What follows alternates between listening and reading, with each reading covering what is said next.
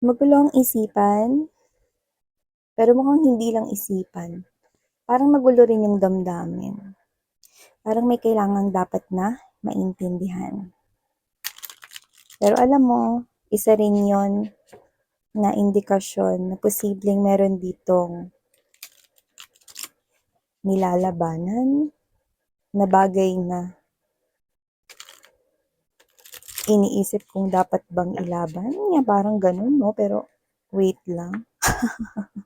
Tinan mo, confusion, diba? See?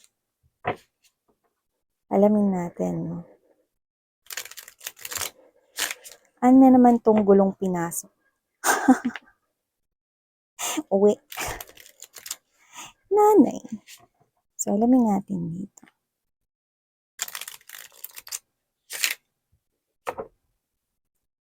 Thank you so much, Archangel Michael, together with the angels and spirit guides.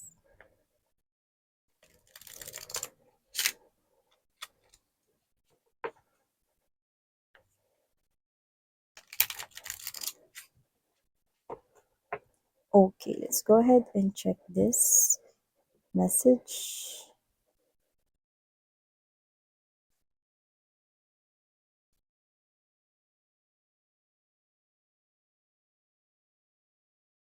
Oh, uunahan ko na kayo, this quite parang personal reading, no? Pero itutuloy pa rin natin ang pagbabasa nito kasi baka mga meant to be ninyo itong marinig. Pero uulitin ko lang, I do sense or I do vibe that this could be possibly be a personal reading to someone watching. Let's keep moving.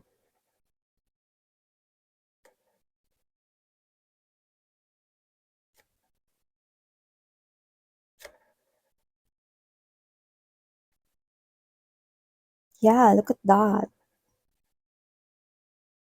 There could be an age gap right here, but doesn't have to be na masyadong malaki yung age gap. Okay? But just take only what resonates. Pwede rin naman na same age kayo, but someone here could be, younger looking than the other. Okay? Or someone na baka may mas older ito sa inyo, pero young looking, no? Or baka kayo yan. Okay? Yeah.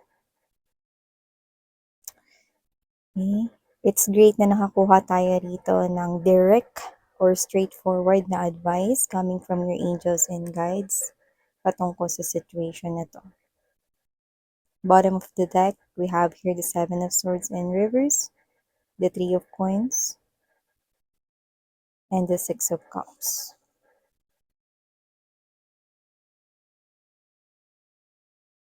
Hi and hello there, collective. Thank you po sa inyong walang sawang pagsuporta at sa mga new subscribers, sa mga newbie. Ako po si Yan, welcome po tuloy at sana magstay rin kayo here with us together with my hi sa pabalik-balik na mga viewers and subscribers. Thank you so much everyone, no, for being here with me every day. So, yun nga mga babes, wala po tayo ditong gender, babae, lalaki, LGBT, lahat kayo welcome. Pwede nyo rin pong i-flip yung roles if you want. And of course, at the end of the reading, you always have your free na free mo naman talagang gamitin, no? So, in this case, I do see that with the Page of Wands energy, 12 swords right here, and the energy of the lovers, both of you ay nagmamahal, parehas na nagmamahal ng iba. But you are in a relationship. Sabi ko sa inyo, just take only what resonates dito ha. So, meaning to say, meron kayong ka-in relationship. Pero, nakikita ko rito na kung sino man yung ka-in relationship mo, parehas kayong dalawa na nagmamahal na ng iba. So, yan. So, just take how this resonates, but this is something here quite personal. Yan. So, parehas kayo ritong may mahal ng iba, but you two are in a relationship. So, how come na ganito ito. I'm seeing two people right here, no? Now, with this Three of Wands energy right here and there's this Eight of Cups, I do see na hindi nyo na nakikita parehas ang isa't isa sa inyong future. Parang naging unclear or naging malabo na ito, no? So, you feel like that hindi ito dapat na magpatuloy because you are already feeling something. May nararamdaman ka na no, with someone else. And nakita ko dito na posibleng parehas kayong ganon because your person right here is lumalabas na meron na rin siyang nararamdaman rito sa someone else. You're looking in different sides. Look at that. We have here the Queen and the Knight of Pentacles energy. Others of you, pwede may anak kayo nitong person na to, pero iba naman doesn't have to be. But strongly, ang mensaheng nakikita ko dito is you're both facing different directions. So, meron na kayo ditong parehas na magkaibang pinag-aalayan, pinagbibigyan ng attention, no? Ng intensyon, ng inyong passion, love, yan, no? So, nakita ko rito that you are no longer happy talaga. You are no longer satisfied and contented with this type of connection here. Yeah, nakita ko rito na parehas ninyong minahal yung isa't isa, nagkaroon din kayo ng wonderful na connection with this person here, but for some reason, yeah, timeless ito na pwedeng nangyari na to or tapos na. Sa iba, pwedeng nangyayari sa kasalukuyan at sa iba naman, no, is pwedeng hindi pa, no, at posibleng mangyari pa lang sa future. No? Miss yan, nakakatakot naman yan, no. Well, nakita ko rito mga babes, no, wala akong nakita ritong takot. Kasi both of you, okay, nakita ko rito na hindi nyo intention yung cheat or ma-fall sa iba, walang ganon. Meron talagang sitwasyon na nangyayari itong mga bagay na to, no? So, may iba't iba yung sitwasyon, no? Ganun talaga, no? Hindi mapipigilan na mahulog yung loob, no? Anumang oras, anumang panahon, hindi mo rin naman pwedeng sabihin na mali yung nararamdaman mo, na hindi yan tama, dahil puso mo yung nagsasabi, alam mo na masaya ka sa person na yan, no? And without any judgment, you are both feeling that same feeling and your feelings are all valid right here and hindi ko kayo judge na because you love someone else right here. May ganong sitwasyon. Yung iba, posibleng nalayo kayo sa isa't isa because of an LDR situation. Yung may nakilala doon, nahulog yung loob mo, but both of you, alam niyo no, that you need na isettle down ito. Pero you are, okay? You are having this both respect for each other. Ha, Miss Yan, respect? Yes, you heard it right. Respect. Because this is yun, nakita ko rito, no, na kung meron man kayong mga anak na ikaw pa rin, siya pa rin, yung haligi at ina ng tahanan, siya pa rin ang ama, siya pa rin ang ina ng mga anak ninyo o ng anak ninyo kung may mga anak kayo, no, or siya pa rin yung person na minahal mo, no, kahit wala kayong anak for others of you. But I do see, yung respect na tinutukoy nyo dito, no, is that ayaw nyo na itago yung ganitong bagay, na nahuhulog niyo yung loob ninyo sa iba, na nagmamahal na kayo ng iba, na hindi nyo rin naman ito sinasadya at ganun rin siya nito, no? Alam nyo kasi, hindi nyo rin talaga masasabi because it is you who follows your heart, no? Sumusunod ka lang sa puso mo, hindi mo sinasadya yun na mangyari, no? Sa trabaho, maaaring sa trabaho ito, katrabaho ito, no? You just fall for someone. And when it comes to feelings and emotions, you keep on thinking about that person, it's beyond your control. And if you fall in love with someone else, it's not your fault. Pwede mong sisihin yung puso mo, pwede mong sisihin yung utak mo or yung isipan mo, no? How come you are thinking of other person even though you are in a relationship, but both of you are ganon. Because your person here is also in love with someone else. But this is something here na ayaw ninyong palampasin lang. You want na magkaroon nito ng kaliwanagan. You want to still know your feelings for each other kasi baka naguguluhan lang kayo or whatever, no? Pero dito nakikita ko, no, na hindi nyo na nakikita yung future sa isa't isa kasi may bagong taong dumating. Okay? And it's not a crime to fall in love.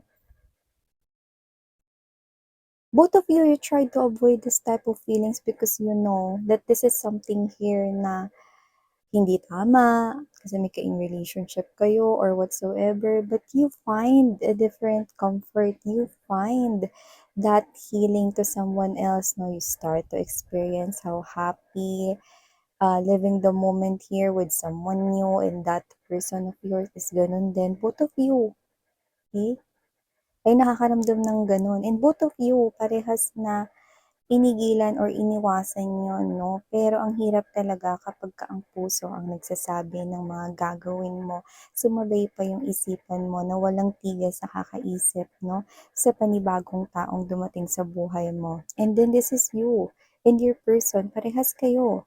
You observe your own emotions and feelings if this is real love, if this is genuine love, tunay ba itong nararamdaman nyo doon sa bago or isa lang itong infatuation or baka nai-inspire ka lang niya dito or baka binuboost niya lang yung confidence mo dito, baka naman iba yung kasiyahan na nararamdaman mo, no? At parehas kayong ganun. You are analyzing, you are, okay, observing your own emotions and feelings in this type of situation. That's why it is considered as somewhat complicated. But I do see that you both realize na pagmamahal nga ito. Nagmamahal na nga talaga kayo ng iba, parehas na kayong nagmamahal ng iba. And you do not want to hurt that person right here. That's why the angels and spirit guides know the only way out to feel not guilty or to feel this type of makalaya ka na sa feelings mo, magmahal ng taong nararapat para sa iba. Siguro kasal kayo nito, yung iba siguro kayong dalawa na is matagal na kayo ritong boyfriend-girlfriend or matagal na kayo magka-in relationship. So nakita ko rito, no, yeah, sometimes talaga people fell out of love and it's kinda true. Unfortunately, eh, nangyayari talaga yun. But here, nakita ko kayo parehas kayong happy with the new love. At hindi niyo yun sinasadya, parehas kayo rong umiwas, parehas yung ginawa yung full effort ninyo para iwasan yung bagay na yun. But it's just that, you will then realize na talagang nagmamahal na kayo talaga, no, ng ibang tao. Parehas kayong ganon. And I must say that whoever individual here, no, is makaka-resonate.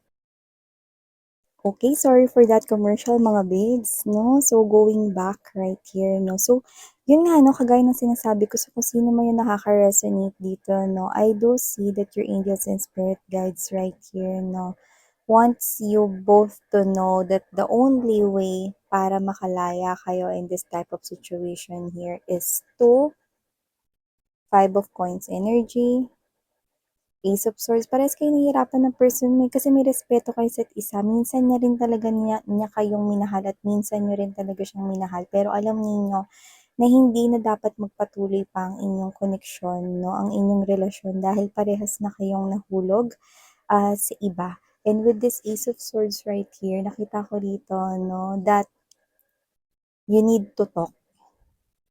Serious talk.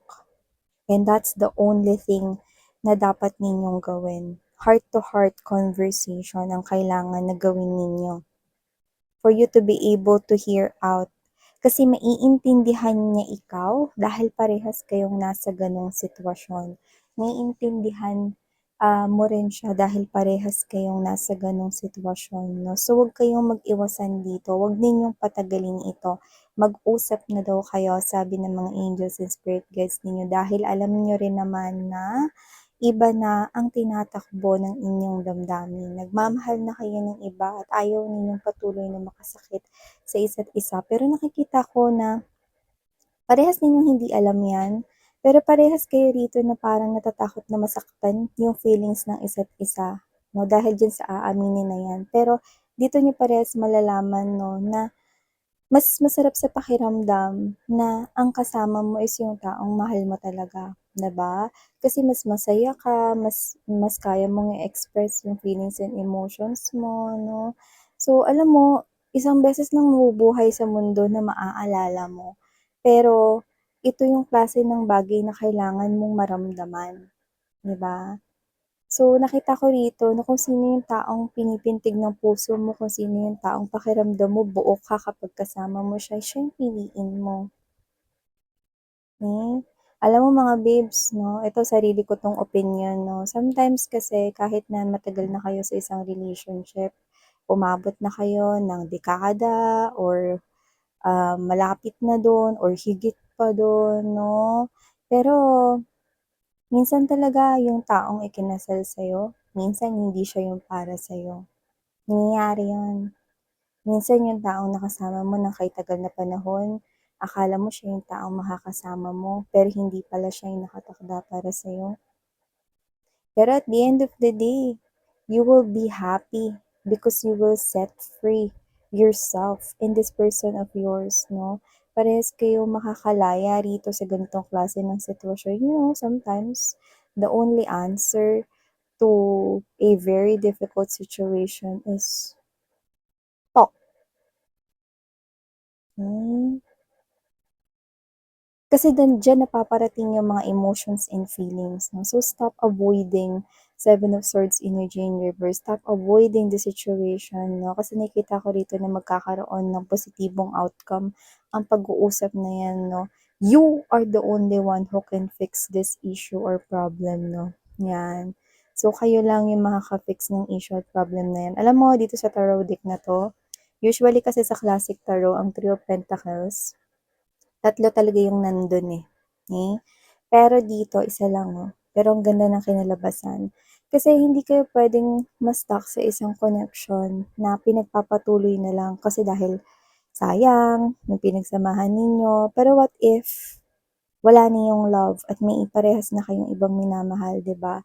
Deep down inside you, ang taong gusto mong makasama is yung tao na gusto mong makasama. Yung bagong taong nakikita mo na sa future mo. Okay? Do not lock yourself in the type of situation just because ito na yung nakasanayan ko, just because matagal na kasi kami. So, do not torture yourself. If you know some way out just to be happy, then do it. Your feelings are all valid. Kailangan mo sundin kung ano yung sa tingin mo magpapasaya sa'yo. Yan uulitin ko lang hindi ito para sa lahat 'no, this is quite personal right here 'no. Puwedeng nararamdaman niyo na rin kasing dalawa na parang may kakaiba na rin kayo rito na parang nararamdaman, kinikilos 'no. So iba-ibang sitwasyon ito, just take only what resonates. Hindi lang ito applicable sa mga LDR it could be any kind or any different situations, okey? So nakita ko rito that you are both loving a new individual right here 'no, walang masama basta alam mo na masaya ka 'no, pero siyempre hindi ka puwedeng manatili sa isang relasyon na alam mo na hindi mo na 'yun dapat na ipagpatuloy pa. So para mamahalin mo at, malaya mong mahalin yung bagong tao kailangan mong ayusin yung connection mo with your person right here 'no, and I think both of you is gano'n 'no. Alam mo yung I'm getting that phrase 'no, na kailangang magtapos 'no ng ng isang kabanata 'no, upang magkaroon ng panibagong yugto. Because here I'm seeing you na you will be set free. Hmm, and that person once na minahal ka niya 'no, ay mananatili kayo rito na na espesyal sa puso ng isa't isa 'no, kung sino man 'tong person mo na ito 'no. Ano man ang mangyari, mananatili kayo sa puso ng isa't isa 'no, hanggang sa huli parehas ninyong ipinakita rito 'no, yung respeto 'no, na deserve ng isa't isa. So walang masama, wag niyong masyadong damdamin ito mga babes 'no. So yan, uulitin ko, just take only what resonates. If the reading is not yours, then do not claim it, okay? So thank you so much. Please to check out other channel if gusto mo ring tumambay diyan, link is down below the description box. Muli ako po si Yan, Sarang Heal, Love and Light. Annyeong.